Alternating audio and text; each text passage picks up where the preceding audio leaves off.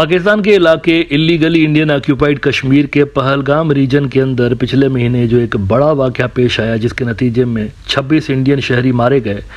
इसके बाद फौरी तौर पर इंडिया ने इल्ज़ाम पाकिस्तान पे लगाया था और इनके जो लीडरान थे रूलिंग पार्टी के, वो जंगी बयानात देते रहे। पाकिस्तान पे हमला कर देंगे, पाकिस्तान को नहीं छोड़ेंगे, सबक सिखाएंगे, पाकिस्तान को तो 4 टुकड़ों में तकसीम कर देंगे, 6 टुकड़ों में तकसीम कर देंगे। नरेंद्र मोदी लाल आंख दिखाने वाला है। अब इसके चलते इंडिया की अपोजिशन पार्टियां, इंडिया के जो हार्ड लाइनर्स हैं, इंडिया के जो स्कॉलर्स हैं, वो सब ये उम्मीद लगाकर बैठे हुए थे कि अभी स्ट्राइक हुआ कि कभी स्ट्राइक हुआ। उनको लग रहा था कि बस फौरी तौर पर आज नहीं तो कल पाकिस्तान के ऊपर कोई मिसाइल गिरेगा, कोई स्ट्राइक होगा और खुशियां मनाई जाएंगी यहाँ पे। लेकिन इतने दिन गुजरने के बाद जब कुछ भी नहीं हुआ तो इंडिया के बाकी जो हार्डलाइनर्स हैं वो तो डीमोटिवेटेड हैं ही, लेकिन जो उनके स्कॉलर्स हैं ना, बड़ी हैरत की बात हुई। स्कॉलर्स यूजुअली कूल होते हैं काफ़ी, उनकी जो अगर आप बात करने का तरीका देखें वो थोड़ा सा आपको कंपोज्ड नज़र आते हैं, लेकिन उनके स्कॉलर्स भी अपना आप जो कूल है वो लूज़ करते हुए नज़र आ रहे हैं। इंडिया के सबसे बड़े स्कॉलर्स में से एक हैं ब्रह्मा चालिने साहब।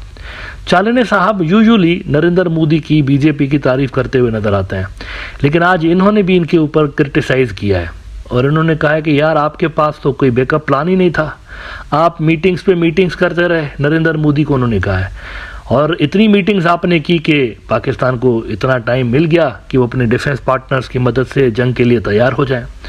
वो कह रहे हैं Pakistan cross border terrorism has plagued India for years, yet the Pahalgam attack once again highlights India's reactive ad hoc response. Reactive, हम पहले तैयार नहीं होते, हम रिएक्शन दिखाते हैं बाद में। Rather than keeping contingency plans ready to execute swift surprise retaliation, Modi has convened endless meetings, एक के बाद एक मीटिंग मोदी करता रहा है, giving Pakistan ample time to heighten military alertness and prepare countermeasures with the newly received Chinese and Turkish weapons, including missiles and drones. ये चालिनी साहब ने आज जो बात की, क्रिटिसाइज किया है नरेंद्र मोदी को। यूजुअली नहीं करते, जैसे कि मैंने कहा, तारीफें करते रहते हैं, मास्टर स्ट्रोक खेल दिया, कमाल का काम कर दिया। आज ये भी डीमोटिवेटेड नजर आ रहे हैं। अच्छा, इंडिया के अंदर क्या मूड है पाकिस्तान के ऊपर हमला करने के हवाले से? इंडिया में क्या मूड है, क्या वो करेंगे नहीं करेंगे? मैं तो काफ़ी क्लियर हूँ इस प्रोग्राम के अंदर, काफ़ी दिनों से आपको बता रहा हूँ, जब से लेकर ये हमला हुआ है मेरी ये असेसमेंट है कि एयर स्ट्राइक नहीं करेंगे इंडियंस, क्योंकि उनकी एयरफोर्स वीक लिंक है उनका, और हाल ही में ये जो रफ़ाइल उन्होंने लाइन ऑफ कंट्रोल के पास भेजे थे तो वो भी लॉक हो गए थे, तो उनको पता चल गया है कि this is not a good option रफ़ाइल को यूज़ करना भी।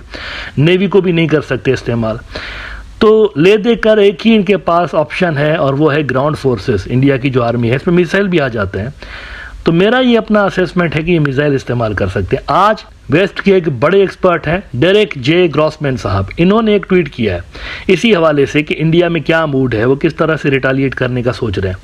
वो कहते हैं, I am having many conversations on India Pakistan crisis and hearing that New Delhi in fact doesn't want to start a broader war because it isn't well prepared to handle the potential fall out.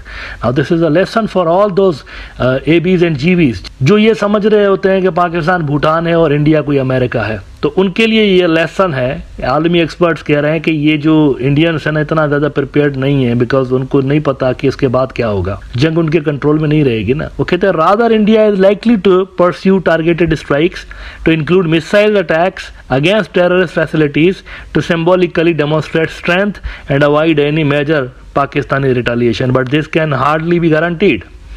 Hardly be guaranteed क्यों भाई? Hardly be guaranteed क्योंकि सामने पाकिस्तान है और you never know कि वो क्या करेंगे आगे उसके। यानी हो सकता है कि लेने के देने पड़ जाए, जैसे 2019 में हुआ था, खाया पिया कुछ नहीं, गिलास थोड़ा 12 आने।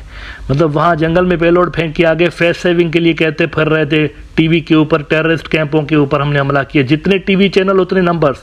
कोई टीवी चैनल कह रहा था 600 आतंकी मार दिए, कोई कह रहा था 50 मार दिए, कोई कह रहा था 300 मार दिए, क्योंकि झूठ बोला, झूठ का पाँव नहीं होता ना। तो जितने टीवी चैनल्स उतने नंबर्स आपको नजर आ रहे थे, पायलट अलग से पकड़ा गया था। यहाँ पर भी कुछ पता नहीं कि रिटालिएशन में क्या होगा। अगर ये मिसाइल हमला करते भी हैं तो सामने से क्या होगा, मैं बता देता हूँ क्या होगा सामने से, मैं बता देता हूँ। यहाँ पर ये प्रोग्राम सेव करके रख दीजिएगा, और इंडिया के अंदर भी कोई अगर ये प्रोग्राम देख रहा है ना, उसको भी समझ जाना चाहिए कि ये क्या आगे होने जा रहा है। अगर ऐसा होता है तो मिसाइल हमला हुआ तो क्या होगा। आज पाकिस्तान ने मिलिट्री एक्सरसाइजेस पाकिस्तान कर रहा था, उनका नाम था इंडस। इंडस, यही इंडस रिवर पाकिस्तान का, जिसका पानी बंद करने की नरेंद्र मोदी ने धमकी दी हुई है, उन एक्सरसाइजेस का नाम था इंडस। और उन एक्सरसाइजेस के अंदर अब्दाली मिसाइल टेस्ट किया गया, नया वर्जन उसका। इंडिया का कोई भी एयर डिफेंस सिस्टम इसको नहीं रोक सकता अब्दाली मिसाइल को। इसकी रेंज भी इतनी सी है जितनी इंडिया के डैम बनेंगे ना जो इंडस के ऊपर, वो सारे इस रेंज में आ जाएंगे। तो अगर डैम बना तो ये मिसाइल उसके ऊपर गिरेगा, उस स्ट्रक्चर के ऊपर। और अगर रिटालिएशन आई तो मैं पहले से ही बता देता हूँ, एक मिसाइल अगर गिरेगा तो 6 यहाँ से डाले जाएंगे, कम से कम 6 होंगे, 4 से 6 मिसाइल यहाँ से डाले जाएंगे पाकिस्तान से। रिस्पांस जो आएगा वो कई गुना ज़्यादा होगा, मल्टीप्लाई कर लें आप उसको 2-3 से। ना मुझे बताइए कि क्या ह्यूमिलिएशन नहीं होगी इंडिया की अगर वो इस तरह से करते हैं और सामने से ऐसा जवाब आ गया, जो कि आएगा वहाँ से क्लियर किया गया है कि हम छोड़ेंगे नहीं, तो क्या इज्जत रह जाएगी फिर? तो क्या ये सेंसिबल ऑप्शन है मिसाइल मारना? यकीनी तौर पर ये सेंसिबल ऑप्शन नहीं है। नाउ ये सब ऐसे में हो रहा है जब आपके पास कोई इत्तेहाद ही नहीं है। मतलब हमने देखा, ये चालिने साहब ने भी कहा ना, तुर्की वाले और चाइनीज़ पाकिस्तानियों के साथ खड़े हो गए।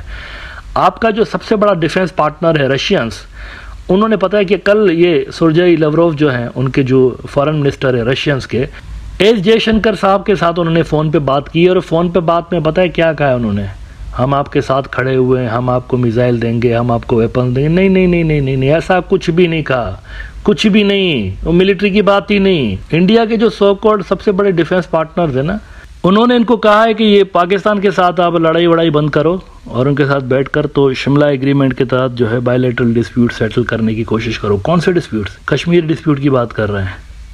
रशियंस इनको सलाह दे रहे हैं, इनके सबसे बड़े डिफेंस पार्टनर्स, कि देखो लड़ो नहीं, इनके साथ बैठकर ना कश्मीर का मसला हल करो। गीता मोहन साहिबा एक इंडिया की जर्नलिस्ट हैं, इन्होंने आज रिपोर्ट किया है कि on May 2 Russian Foreign Minister Sergei Lavrov had a telephone conversation with Indian External Affairs Minister Dr. S. Jaishankar.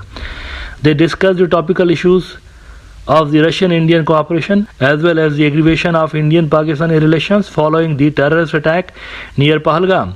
Sergei Lavrov called for the settlement of disagreements between New Delhi and Islamabad by political and diplomatic means on a bilateral basis in accordance with the provisions of the Simla Agreement of 1972 and Lahore Declaration of 1999. Trap हो चुके हैं, India trap हो गया है। नरेंद्र मोदी ने इसको trap कर दिया। पता है क्यों? वो पाकिस्तान कह रहा है शिमला एग्रीमेंट को ख़त्म कर देंगे, इंडस वाटर ट्रीटी ख़त्म करोगे ना बच्चू, शिमला एग्रीमेंट को ख़त्म करेंगे, फिर तुम फेस करते फिरना। शिमला एग्रीमेंट का खात्मे का मतलब है कि लाइन ऑफ कंट्रोल का खात्मा, फिर पाकिस्तानियों के ऊपर कोई लायबिलिटी नहीं होगी लाइन ऑफ कंट्रोल के अंदर घुसने की। इंडिया के जो ऑक्यूपाइड कश्मीर है ना, उसका इलाका ये कंट्रोल करते जाएंगे, आगे बढ़ते जाएंगे। ऑफ कोर्स इनके साथ असिस्टेंस होगी इनके दोस्त मुल्कों की, तो कोई कानून नहीं रोकेगा इनको, कोई एग्रीमेंट नहीं रोकेगी। तो रशियंस इनको कह रहे हैं बेहतर यही होगा आपके लिए कि आप ज़रा ये जो बायलैटरल डिस्प्यूट्स है ना पाकिस्तान के साथ, वो बैठ के रिजॉल्व करिए। लड़ाई की बात ही नहीं की उन्होंने। तो ये वो अवामिल है जिसकी वजह से आज 11 दिन हो गए हैं। नरेंद्र मोदी की सरकार पहले ही रोज़ बोल रही थी कि मैं तो सबक सिखाऊंगा पाकिस्तानियों को, लेकिन 11 रोज़ के बाद भी जब कुछ भी नहीं हुआ तो फ्रस्ट्रेशन बढ़ती जा रही है। उनकी अपोजिशन वाले अलग से बयानात दे रहे हैं, कांग्रेस पार्टी क्रिटिसाइज कर रही है कि किधर है रेस्पॉन्स, और हिंदुत्ववादी जो फैन बेस है नरेंद्र मोदी का वो अलग से क्रिटिसाइज कर रहा है कि किधर है रेस्पॉन्स। और अब स्कॉलर्स भी क्रिटिसाइज करना शुरू हो गए कि आपने तो कहा था कि तगड़ा जवाब देंगे, तो किधर है जवाब।